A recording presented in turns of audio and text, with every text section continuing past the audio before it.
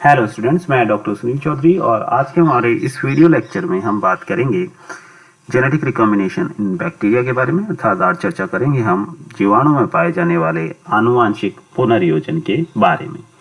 इसे पिछले लेक्चर में भी हम बात कर चुके हैं जीवाणुओं में आनुवांशिक पुनर्योजन के बारे में, और अपन ने कहा था कि जो आनुवांशिक पुनर्योजन होता है जीवाणुओं में, ये 3 प्रकार का होता है। एक रूपांतरण या ट्रांसफॉर्मेशन जिसे हम कहते हैं, जिसके बारे में अपन ने चर्चा की थी पिछले लेक्चर में, और हमने पढ़ा था कि किस प्रकार से जो रूपांतरण की प्रक्रिया है उसको ग्रिफिथ ने अपने प्रयोग के द्वारा सिद्ध किया था या प्रदर्शित किया था, और उसके बाद में मैक्लिओड, मैकार्टी, एवरी और हर्शी और चेज ने बताया था कि जो आनुवांशिक पदार्थ है वो डीएनए होता है। तो आज हमारे इस वीडियो लेक्चर में हम बात करेंगे दूसरी प्रक्रिया के बारे में आनुवांशिक पुनर्योजन की जीवाणुओं में, जो कि है कॉन्जुगेशन या संयुग्मन। ये जो संयुग्मन की प्रक्रिया है, इसका आविष्कार सर्वप्रथम किया था आपके जोशुआ लेडरबर्ग और एडवर्ड टॉटम ने। ठीक है, तो लेडरबर्ग और टॉटम ने सन 1946 के अंतर्गत जो संयुग्मन की प्रक्रिया है उसकी खोज की थी। अब जो संयुग्मन की प्रक्रिया होती है ये सामान्यतः आपको देखने को मिलती है F पॉजिटिव, ठीक है, और F नेगेटिव जीवाणुओं के मध्य। F पॉजिटिव और F नेगेटिव से तात्पर्य ये है कि जिन जीवाणुओं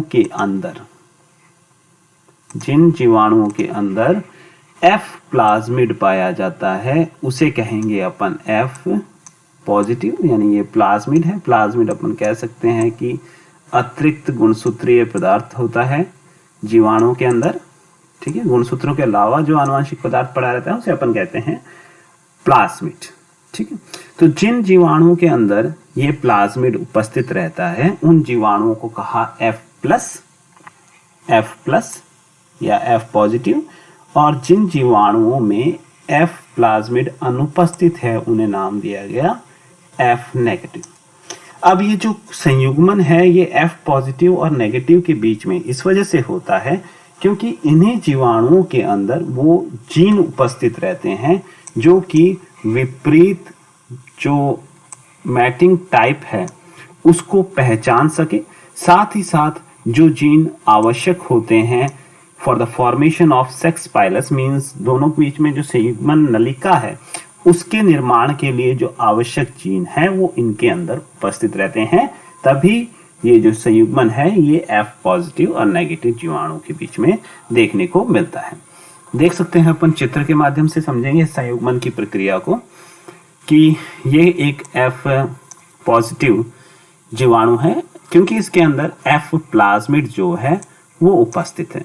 ये है बैक्टीरिया का क्रोमोसोम, ये गुणसूत्र है, और इनके अलावा, इन क्रोमोसोम्स के अलावा जो आपके पदार्थ पड़ा है एक्स्ट्रा क्रोमोसोमल जो डीएनए है उसे कहते हैं प्लाज्मिड। ये प्लाज्मिड है। अब जो ये प्लाज्मिड है, इस प्लाज्मिड में एक ओराइटी उपस्थित रहता है, यानी कि ओरिजिन फॉर ट्रांसफर, ओराइटी। ठीक है, ये एक कह सकते हैं कि इस प्लाज्मिड के ऊपर एक साइट होती है, एक क्षेत्र होता है जिसे नाम दिया गया है ओराइटी। अब इस ओराइटी के अंदर एक और साइट उपस्थित रहती है जिसे कहा जाता है TRA साइट। ठीक है, ट्रांसफर साइट, स्थानांतरित, जहां से यूं कह सकते हैं कि स्थानांतरण का आरंभन होगा। अब जो TRA साइट है ये, इसकी पहचान की जाएगी एक एंडोन्यूक्लियस के द्वारा। एंडोन्यूक्लियस जो कि जो डीएनए है उसको काटता है, और ये कोई एंडोन्यूक्लियस है जो कि है निकेस मतलब ये जो डबल स्टैंडर्ड डीएनए है, द्विरज्जुकीय डीएनए है, इसकी जो एक रज्जु है इसको कट करेगा। तो यहां से ये एक रज्जु जो है वो कट हो जाएगी। उसके बाद में क्या होगा, जो आपका ऐसे एक स्ट्रैंड या एक रज्जु कट हुई वो स्थानांतरित होना आरंभ हो जाएगी किसके अंदर, F नेगेटिव जीवाणु के अंदर। देख सकते हैं यहाँ पे F नेगेटिव जीवाणु है, यहाँ कोई प्लाज्मिड उपस्थित नहीं है।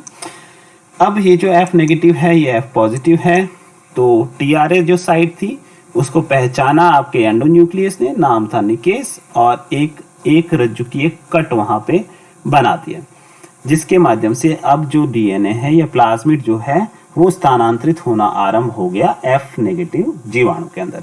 अब एक जो ये सिरा स्थानांतरित हो रहा है ये 5 प्राइम है, दूसरा सिरा कहलाएगा 3 प्राइम, क्योंकि अपन जानते हैं कि जो DNA का प्रतिकृतिकरण है उसकी जो प्रक्रिया होती है वो अर्ध संरक्षीय प्रक्रिया है, साथ ही साथ अपन कहते हैं अर्ध निरंतर प्रक्रिया है, सेमी डिसकंटिन्यूअस जो प्रोसेस है वो कहलाता है। तो यहाँ पे जो स्ट्रैंड है यहाँ पे आपके डिसकंटिन्यूअस रूप से जो DNA है वो संश्लेषित होता चला जाएगा, और साथ ही साथ यहाँ पे जो है वो कंटिन्यूअस मोड के अंदर जो प्रतिकृतिकरण है प्लाज्मिड का वो हो जाएगा। अंत में क्या होगा? अंत में होगा ये कि यहाँ पे ये नई निर्मित स्ट्रैंड है, नई निर्मित रज्जु है, ये पेरेंटल स्ट्रैंड है। तो इसीलिए अपन कह रहे हैं कि जो DNA का प्रतिकृतिकरण है वो अर्धसंरक्षीय है, एक स्ट्रैंड होती है वो एक पेरेंटल रहती है, एक नई स्ट्रैंड संश्लेषित होती है। इसी प्रकार से अपन यहाँ पे भी कह सकते हैं कि ये जो स्ट्रैंड है ये है नई संश्लेषित और ये पेरेंटल स्ट्रैंड। तो इस जो संयुग्मन है इसके परिणाम स्वरूप हुआ क्या? इसके परिणाम स्वरूप अब F पॉजिटिव जो जीवाणु था वो F पॉजिटिव रहा, और F नेगेटिव जो जीवाणु था वो भी अब क्या हो गया? F पॉजिटिव हो गया। ठीक है, तो कुछ नए आनुवांशिक गुण इसने, अपन कह सकते हैं कि नया प्लाज्मिड है वो पूरा का पूरा उसमें स्थानांतरित हो गया। हालांकि जो पुनर्योजित अपन कह सकते हैं संतति है वो यहाँ पे देखने को नहीं मिलेगा, या कोई आनुवंशिक पुनर्योजन यहाँ देखने को नहीं मिलेगा पूर्ण रूप से। केवल और केवल जो F प्लाज्मिड है वो पूर्ण रूप से यहाँ पे स्थानांतरित हो गया है। अब ये जो विधि होती है DNA के प्रतिकृतिकरण की, इस विधि को कहते हैं अपन रोलिंग सर्कल रेप्लिकेशन। यानी कि यहाँ पे जो DNA की स्ट्रैंड है जैसे जैसे वो एक रज्जु स्थानांतरित हो रही है, साथ ही साथ क्या हो रहा है? प्रतिकृतिकरण हो रहा है। तो इस प्रकार की जो प्रतिकृतिकरण की प्रक्रिया होती है उसे कहते हैं अपन रोलिंग सर्कल रेप्लिकेशन। नेक्स्ट अपन बात करते हैं, संयुग्मन की ही बात कर रहे हैं अपन, HFR F माइनस कॉन्जुगेशन। अभी जो कॉन्जुगेशन था वो बड़ा था, वो था आपके F positive F negative conjugation. दूसरा जो कॉन्जुगेशन का टाइप होता है, ये संयुग्मन का प्रकार होता है, वो होता है HFR F माइनस कॉन्जुगेशन। अब जो F प्लाज्मिड है, फर्टिलिटी प्लाज्मिड जिसे अपन कह रहे हैं F प्लाज्मिड, वो एक एपिसोम होता है। एपिसोम का मतलब यहाँ पे ये हो गया कि अब जो F प्लाज्मिड है वो जीवाणु के कोशिका द्रव्य में मुक्त रूप से भी रह सकता है, साथ ही साथ वो संयुग्मित हो सकता है जीवाणु के क्रोमोसोम्स के साथ में। ठीक है, यही अपन यहाँ प्रदर्शित करने की कोशिश कर रहे हैं कि जो F plasmid है, it is an episome. It can live freely in the bacterial cytoplasm as well as it can integrate with the bacterial chromosome.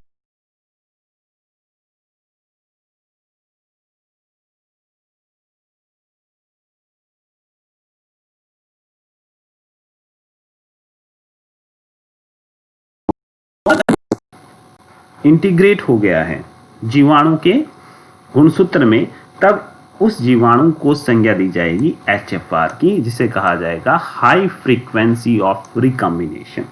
यानी कि यहाँ पे आपको पुनर्योजन की उच्च आवर्ती देखने को मिलेगी, इसलिए अपन कह रहे हैं इसको उच्च आवर्तिक पुनर्योजक स्ट्रेन या प्रभेद, क्योंकि अब जो F प्लाज्मिड है वो इंटीग्रेट हो गया है जीवाणु के गुणसूत्र में। अब क्यों कह रहे हैं इसको उच्च आवर्तिक पुनर्योजक प्रभेद, अभी बात करेंगे इसके बारे में, क्योंकि यहाँ सीधे रूप से ये कह रहे हैं अपन सीधे रूप में तो कि there is more chances of recon, यानी पुनर्योजन के चांसेस ज्यादा है। अब ये पुनर्योजन के चांसेस ज्यादा कैसे हैं उसकी भी बात करेंगे अपन।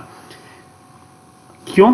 क्योंकि अब जब ये प्लाज्मिड स्थानांतरित होगा कहां से? HFR से F माइनस। थोड़ा सा चित्र के माध्यम से समझने का प्रयास करते हैं कि ये F प्लाज्मिड था, और ये बैक्टीरियल क्रोमोसोम को प्रेजेंट कर रहे हैं। और बैक्टीरियल क्रोमोसोम में अपन कह रहे हैं कि अपने पास में 3 जीन है, कोई A+, B+ और C+, ठीक है। और ये है आपके ऑरेंज कलर में, इसको ये प्रदर्शित कर रहा है आपके F प्लाज्मिड को। अब ये जो F प्लाज्मिड है ये यहाँ पे इंटीग्रेट हो गया किसके अंदर, जीवाणुओं के जो क्रोमोसोम गुणसूत्र हैं उसके अंदर। तो अब इसे संज्ञा दी जाएगी किसकी, HFR की। F plasmid integrated into the bacterial chromosome, now it is called as HFR, यानी कि अब इसे कहा जाएगा HFR। और अपन बात कर रहे हैं HFR into F- कॉन्जुगेशन के बारे में। F- इसलिए कह रहे हैं क्योंकि यहाँ पे कोई भी F प्लाज्मिड नहीं है, यह सीधे रूप में अपन कह सकते हैं कि इस प्रकार की प्रभेद है। नाउ यहाँ पे क्या है कि दूसरे जो स्ट्रेन है जिसे अपन F पॉजिटिव कह रहे थे वो अब क्या बन चुकी है, HFR बन चुकी है, क्योंकि यहाँ का जो F प्लाज्मिड है वो इंटीग्रेट हो गया है जीवाणु के गुणसूत्र के अंदर। अब HFR कहने का रीजन क्या था, क्या कारण था, क्योंकि जब ये प्लाज्मिड HFR से F- के अंदर स्थानांतरित होगा तो ये कुछ बैक्टीरिया के क्रोमोसोम का पार्ट भी अपने साथ ले जाएगा। So it can bring some part of bacterial genome with it. तो यहाँ पे देख सकते हैं अपन कैसे हो रहा है स्थानांतरण, वही रोलिंग सर्कल मैकेनिज्म रहेगी। TRA साइट होगी, TRA साइट के ऊपर अपन कह सकते हैं यहाँ पे कहीं पे TRA साइट होगी, और TRA साइट के अंदर अपन कह सकते हैं कि एंडोन्यूक्लियस जो है वो कार्य करेगा, एक सिंगल स्टैंडर्ड निक यहाँ पे बनाएगा, और उसके बाद में 5 प्राइम एंड से यहाँ से जो गुणसूत्र है, या यूँ कह सकते हैं जो प्लाज्मिड है जो गुणसूत्र के अंदर इंटीग्रेट हो गया है, वो अब स्थानांतरित होना आरंभ हो जाएगा F- के अंदर, ठीक है। अब यहाँ ये बात है कि सारा का सारा जो F प्लाज्मिड है वो स्थानांतरित नहीं हो सकता फ्रॉम HFR टू F-, क्योंकि वो स्थानांतरित तब हो पाएगा जब सारा का सारा जीवाणुवीय गुणसूत्र है वो स्थानांतरित हो। परंतु इतने लंबे समय तक जो कॉन्जुगेशन है या संयुग्मन है वो प्रक्रिया बनी हुई नहीं रह पाती है, क्योंकि कॉन्जुगेशन या संयुग्मन नलिका है वो कुछ समय बाद में अलग हो जाएगी। अब कितना जीवाणु का गुणसूत्र स्थानांतरित होगा वो निर्भर करेगा कि जो संयुग्मन का ड्यूरेशन है, काल है, वो कितना रहा। यही अपन यहाँ कह रहे हैं, how many gene will be transferred, it depends upon the duration of conjugation, यानी कितने जीन स्थानांतरित होंगे ये संयुग्मन की जो काल है, समय काल है, उस पर निर्भर करेगा। परंतु यहाँ जो इंपॉर्टेंट बात वो है ये है कि यहाँ जो F प्लाज्मिड है वो पहले इंटीग्रेट हो गया है, और इंटीग्रेट होने के बाद में जब इसका स्थानांतरण होगा F- के अंदर, तो ये कुछ जो जीवाणु के जीन हैं वो अपने साथ में F- में ले जाएगा। तो अब जो पुनर्योजन की जो फ्रीक्वेंसी है, आवर्ती है, वो बढ़ जाएगी, इसलिए अपन इसको कह रहे हैं HFR। और यहाँ पे पूरा F प्लाज्मिड स्थानांतरित नहीं होगा F- में, क्योंकि पूरा स्थानांतरण तब संभव है जब पूरा जीवाणु का गुणसूत्र स्थानांतरित हो, और इतने लंबे समय काल के लिए संयुग्मन नलिका बनी हुई नहीं रहती है। तो इसके परिणाम स्वरूप क्या होगा देखते हैं आगे, रिजल्ट क्या रहेगा इसका। यहाँ देख सकते हैं कि जो HFR है वो तो HFR ही रहा, ठीक है, HFR रहा, जबकि जो F- था वो F- रहा। यहाँ F पॉजिटिव नहीं हुआ क्योंकि F प्लाज्मिड तो आया नहीं। क्या है, कुछ जीवाणु के जीन यहाँ पे आ गए। तो अब इन जीवाणुओं के जीन, और अपन कह सकते हैं कि जो पहले से गुणसूत्र के ऊपर जीन उपस्थित थे, ये -B-, इनके बीच में आपको होमोलोगस रिकॉम्बिनेशन, पुनर्योजन देखने को मिलेगा, ठीक है। तो इनके बीच में पुनर्योजन होगा, तो यहाँ पे आपको A+, B+ वाले जीन, या यूं कह सकते हैं A और B जीन इसके अंदर अब देखने को मिल जाएंगे। जो पहले जीन अनुपस्थित थे उनके स्थान पर अब एक्टिव जीन्स यहाँ पे प्रेजेंट होंगे, अर्थात यहाँ पे आपको जो पुनर्योजक संततियां हैं वो देखने को मिलेंगी। तो ये बात हुई आज अपने संयुग्मन की प्रक्रिया के बारे में। तो आज दो प्रकार के संयुग्मन अपने पढ़े, F+F- संयुग्मन और HFR F- संयुग्मन। नेक्स्ट जो अपना लेक्चर आएगा उसके अंदर अपन बात करेंगे जीवाणुओं में पाए जाने वाली थर्ड आनुवांशिक पुनर्योजन की प्रक्रिया के बारे में, जिसे कहते हैं ट्रांसडक्शन या पराक्रमण। धन्यवाद।